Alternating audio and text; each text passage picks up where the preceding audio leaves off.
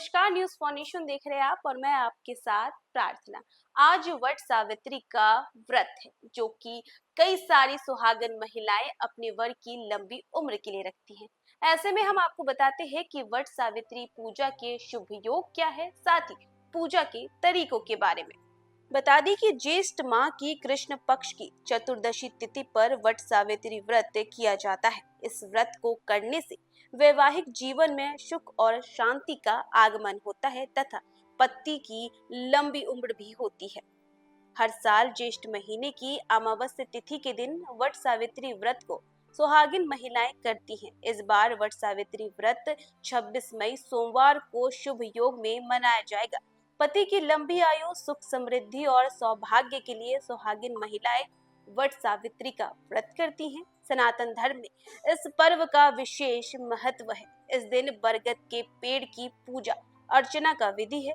यह व्रत भरणी कृतिका नक्षत्र और शोभना योग में किया जाएगा। सोमवार को अमावस्या होने से व्रती महिलाओं को सोमवती अमावस्या का पुण्य भी प्राप्त होगा। इस दिन सुहागिन पीपल व बरगद वृक्ष की पूजा कर धागा बांधकर पति की लंबी आयु की कामना करती हैं। मान्यता अनुसार इस व्रत के करने से सुहागिनों के पतियों की अशुभ और हानिकारक ग्रह भी शांत हो जाते हैं।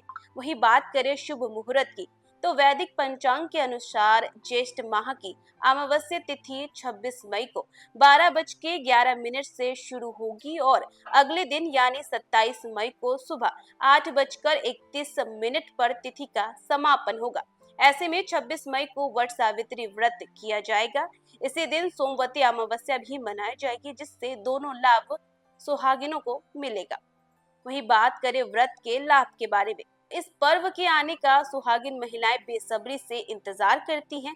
इस दिन सुहागिन महिलाएं पति की लंबी आयु के लिए बरगद के पेड़ की पूजा अर्चना करती हैं। धार्मिक मान्यता के अनुसार बरगद के पेड़ में ब्रह्मा, विष्णु और महेश का वास होता है। इस व्रत को करने से वैवाहिक जीवन में सुख और शांति का आगमन होता है।